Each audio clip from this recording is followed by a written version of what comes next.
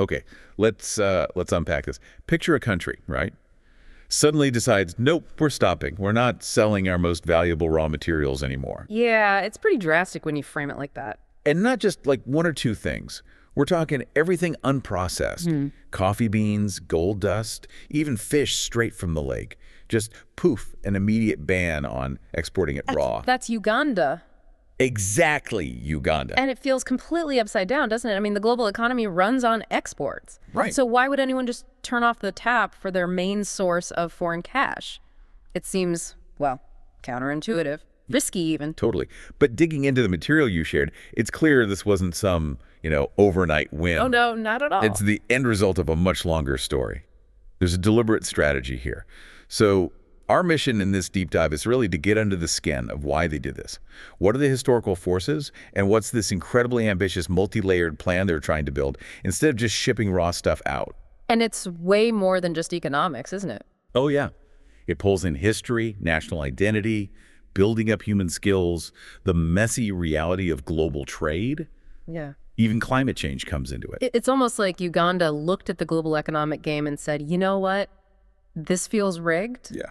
We're walking away from this table and building our own. Exactly. Yeah. So let's start there. The why. What actually pushed Uganda to this point? Well, what comes through really consistently in the sources is this idea that the ban is a reaction to decades of feeling like they were just bleeding value, slowly, steadily. So not a lack of resources. They have the stuff. So they have the resources. Yeah. But the argument is the global system, as it was set up, just wasn't designed for countries like Uganda to capture the real wealth from those resources, to actually keep it. So on the surface, it looks like normal trade, right? Grow stuff, dig stuff, catch stuff, send it overseas, buy finished goods back. Lots of activity. Yeah, it looks busy. But underneath, the way it's described, it's like this sort of economic entanglement or entrapment. Uganda was exporting goods, sure, but also kind of exporting its own future potential. The coffee example really hammers this home. Uganda, top 10 producer globally, big deal. Right. Yet the raw bean goes out, travels thousands of miles, gets roasted, branded, packaged somewhere else, sold in a fancy cafe in London or Berlin for a massive markup. And Uganda gets the pennies. Cents per kilo, maybe? While the company's doing the transformation, the branding, they're making huge profits.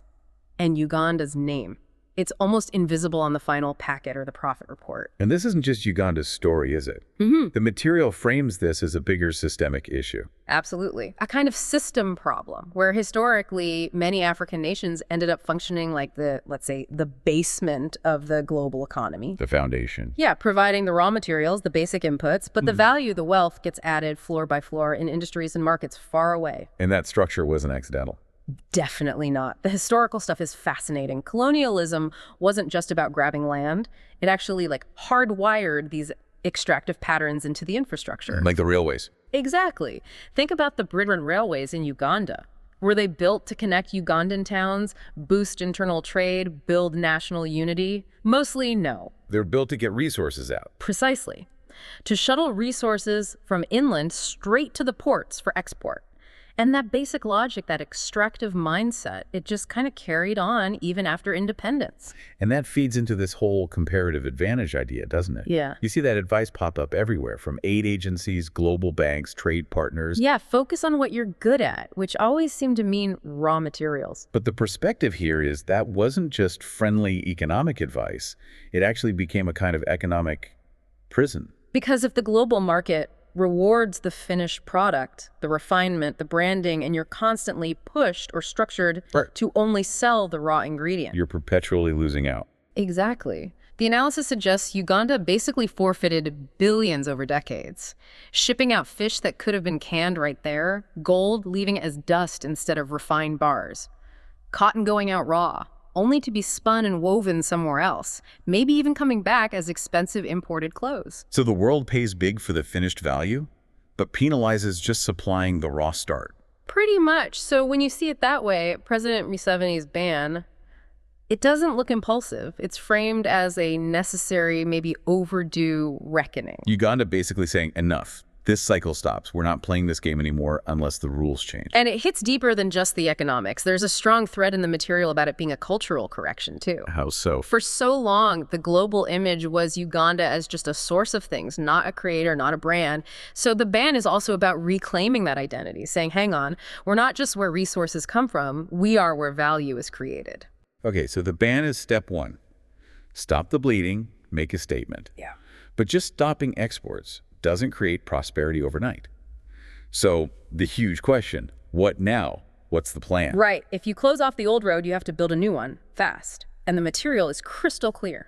Uganda's new path is all about value addition. So flipping the entire economic model. Completely. Instead of being like a giant loading dock rushing goods to the port, Hold them back. hold them, process them, refine them, package them, brand them in Uganda, and then send them out. It's described as a total national redesign. The cotton example, again, it really shows the potential shift, right? It's stark. Old way. Pick cotton, export raw, get X amount of dollars. Simple enough. New way.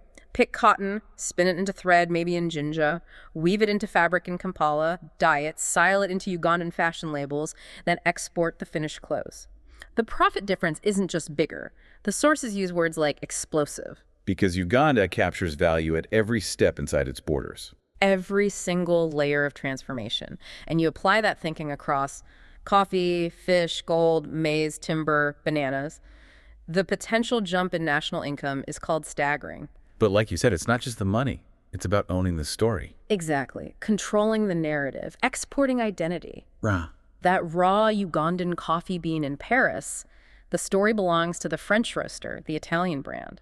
But if it's branded Kampala Roast or Pearl Arabica, Then Uganda is exporting its identity with every shipment, every cup, and that builds recognition, trust, and ultimately more value. there are examples of this working elsewhere, right? Like Ethiopia with coffee, Ghana moving into chocolate. Yeah, those are often cited as proof points. Yeah. That value isn't just in the stuff itself, but how the world sees what you've made, the story behind it. Okay, so the vision is value addition. How do they actually make that happen on the ground across the whole country? Well, the strategy isn't purely top-down government commands. It's more about sparking a huge private sector push, almost like creating a race for entrepreneurs, for cooperatives, for agro-industrialists to build this new processing capacity. So the government's role changes. It's less direct control, more enabling. Enabling, exactly. Clearing away the roadblocks, ensuring reliable power, that's a huge one. Offering tax incentives specifically for local manufacturers. And critically, working to open up markets, especially regional and continental ones first. That must require a big shift in the financial sector, too. Oh, definitely. Banks used to short-term trade loans financing the export of raw crops need to learn how to back long-term industrial projects. Yeah, lending to a farmer to build a small processing plant is a totally different risk profile. Totally. It needs new thinking, maybe new kinds of risk guarantees or incentives from the government side. And maybe the most fundamental shift, the sources suggest, isn't even in the cities. It's on the farms. Right. This idea that farmers need to start seeing themselves differently, not just growing for some anonymous export market. But as the first crucial link in a Ugandan value chain. Exactly. The maize farmer supplies the local flour mill. The fisher supplies the Ugandan fish packaging plant. The coffee grower feeds a Ugandan roastery. So the whole conversation around farming changes. It has to, away from just yield and price per kilo towards integration, processing quality, maybe even partial ownership in the processing stage. It's acknowledged this is a massive cultural shift for farmers. Not easy, not fast, But essential. but essential. The underlying principle seems to be it's better to build slowly and build strong rather than sell raw materials fast and stay economically weak. Okay, build the factories, fix the power, adjust the finance, shift the farmer mindset, but you still need the people, the skilled workforce to actually Right. run all this. That sounds like maybe the toughest piece of the puzzle. It's consistently described as the most complex challenge, yeah. There's this phrase used, a brutal truth, Which is? that Uganda's workforce historically just wasn't trained for this kind of industrial future. The colonial education system, well, it had different goals. All right, produce clerks, administrators, low-level technicians. Functionaries, basically, for an external system. It wasn't designed to create industrial innovators, people who could figure out new packaging, manage complex global logistics, oversee international food safety standards from scratch. So what's the response? Are they tackling that skills gap? Apparently, very dynamically. There's talk of a real rebirth of vocational and technical training across the country. Oh, interesting. Yeah, places like Umbal, Gulu, Fort Tall are mentioned as getting significant investment in new technical institutes. And the focus is intensely practical, industry focused. So teaching things. Specific agro-processing techniques, quality control methods, how to operate and maintain modern machinery, even digital skills like branding and online marketing for these new products. The stated goal is training young people not to wait for jobs, but to build value. That requires a mindset shift too, doesn't it? Huge. For generations, success for young Ugandans often meant, getting out or getting a safe government job or working in a bank. The traditional paths. Right. So now there's this big push, government, private sector, media working together to rewrite that story, to frame skilled technical work as crucial nation building. So the person running a fruit dryer in Masaka is just as valuable as the diplomat in Geneva. That's the message they're trying to send. And it has to happen rurally, too. This isn't just about Kampala. Right. Industrialization from the villages inward, not the capital outward. Exactly. Training farmers, fishers, miners, not just in extraction, but in basic preservation, processing, packaging, understanding the business side. Are they getting help with this? International partners? Yes, partnerships are key, working with development agencies, Pan-African institutions. But the focus seems to be on blending local knowledge with global expertise. The aim isn't just aid, it's developing Ugandan food scientists, Ugandan engineers, Ugandan designers, avoiding long-term reliance on foreign experts. Are there examples of this working already? Pilot programs? Yeah, the material mentions projects in places like Lira and Arua, entrepreneurs finding cool ways to process local stuff, mangoes into pulp, cassava into high-grade flour, fish vacuum-sealed for regional export. And doing it locally, in local contexts. And importantly, doing the innovation and training often in local languages, Luganda, Swahili, Runyankole, trying to root this industrial drive in Ugandan culture. That's powerful. What about inclusion, particularly women? Big emphasis on that. Recognizing women were often sort of invisible participants in the raw material economy. Now there's a push to bring them to the forefront of value addition. So female entrepreneurs leading these new ventures. Many of the promising agro-processing projects are reportedly female-led. And there are efforts around microcredit access, land reforms that guarantee women processing rights, training programs prioritizing female entrepreneurs. The message is, this future has to be inclusive. And looking even further ahead, skills for the next economy. Yeah, it's not just about catching up. The training push is also trying to anticipate the future AI in manufacturing, climate science and agriculture, blockchain for supply chains. So fostering creativity, disruption. Exactly. Yeah. Rethinking university curricula, linking research labs directly to industry problems, trying to make sure no bright young mind gets left behind. Okay, so Uganda's building the capacity, adding value, training its people. That's the internal picture. But then they have to sell this stuff globally.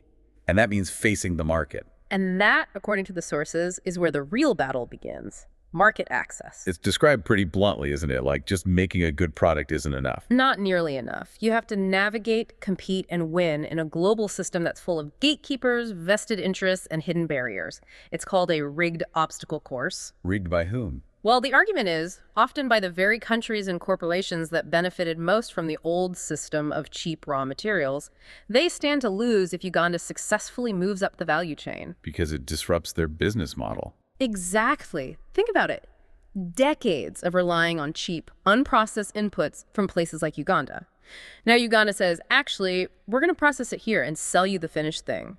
That's not just a small change. It's called a dangerous disruption for some established players. And the reaction isn't exactly welcoming arms. Not always. The response described is often resistance, new trade barriers popping up, sometimes subtle stuff, what's called non-tariff protectionism. Meaning things like Suddenly needing incredibly specific, often very expensive safety certifications that weren't required for the raw product.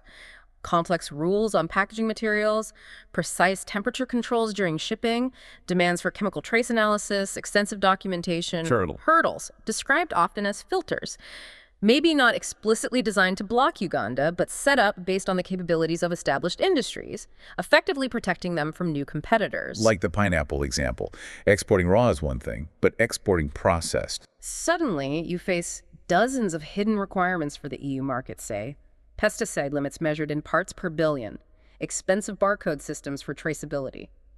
It can be overwhelming and costly for a new Ugandan exporter. So, faced with this contested battlefield, what's Uganda's strategy? They can't just charge head-on everywhere. No, the approach seems much more strategic, multi-pronged. First, a huge focus on deepening regional and continental trade. The AfCFTA, Yeah. the African Continental Free Trade Area. Exactly. Leveraging that massive $3.4 trillion market built by Africans for Africans.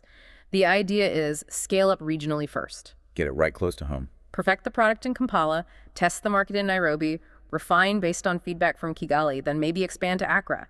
Build confidence and capacity before taking on the really tough Western markets like Berlin or London. Makes sense. What else? Second, actively pursuing South-South partnerships. So looking towards countries like India, Brazil, Turkey, Indonesia, China. Relationships there are often seen as more pragmatic, maybe with fewer historical hangups, lower regulatory hurdles sometimes, and often a shared interest in breaking up the old Western dominance in global trade patterns. beyond trade deals, what else? Investing heavily in trade intelligence. Really understanding what different markets want, what certifications are non-negotiable, what digital platforms matter, and crucially, learning how to tell Uganda's story effectively. Ah, the branding piece again. It's not just about quality. Quality is essential, but not enough. The product has to look good, feel trustworthy, maybe even aspirational. Uganda needs to build its own brand narrative. Like you associate quality with Swiss chocolate or Italian design. Uganda needs people to associate its processed goods with something positive, quality, sustainability, maybe innovation. World-class, and yes, it came from Africa. The Ministry of Trade is reportedly working closely with the private sector on packaging, storytelling, the whole package. Because perception shifts markets. Perception can move faster than price sometimes, but even with all that, they have to be ready for pushback. Maybe even retaliation. From who? Corporations losing out. Potentially. Powerful global companies might use trade lawyers, lobbyists, and key capitals, maybe even misinformation campaigns to undermine Ugandan products or policies. So this requires defenses. Definitely. Legal expertise to fight unfair barriers, digital monitoring to catch and counter bad narratives, smart diplomacy, and strong local media to push back against any sabotage. It's not just entering a market, it's entering a genuine contest, and Uganda needs to be armed for it. Okay, so we have this incredibly ambitious drive: stop the bleeding, build industries, train people, fight for markets. But as Uganda industrializes, there's that huge looming question. The environmental cost. How do you grow without repeating the polluting mistakes of the past? Exactly. It's a massive dilemma. The sources acknowledge that many of the world's richest economies got there through heavy pollution, deforestation, burning fossil fuels like there was no tomorrow. And now they preach green policies. Right.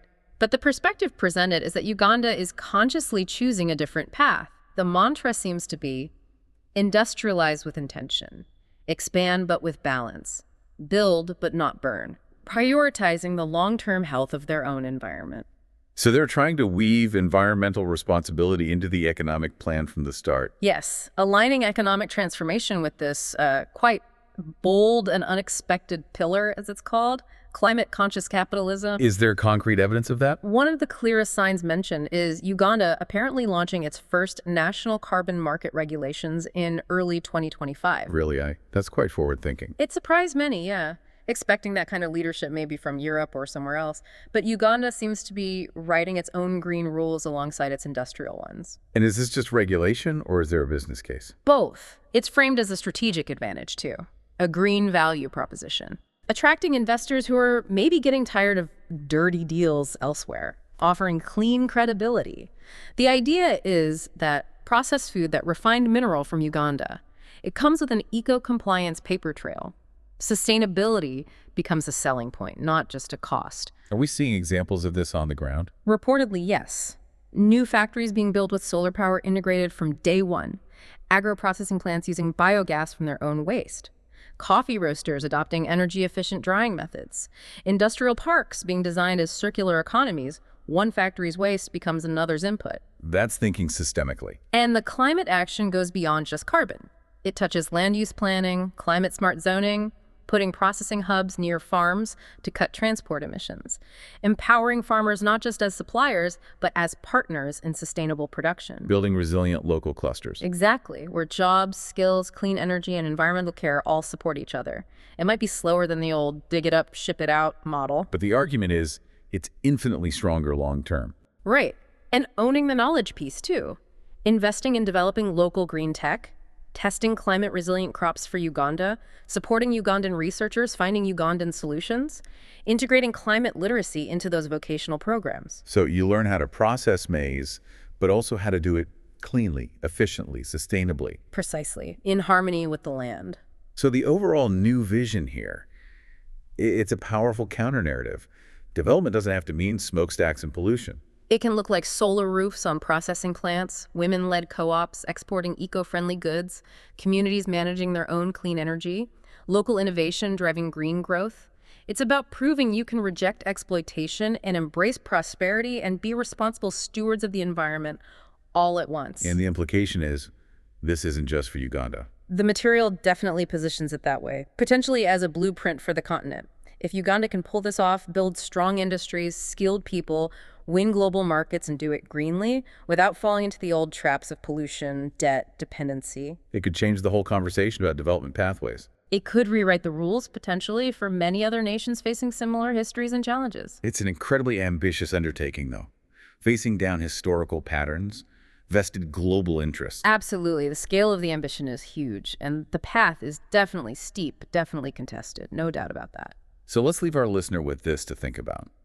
Is Uganda's bold strategy, this radical break with raw exports, the intense focus on domestic value addition, the commitment to a green path, is this a genuinely viable model?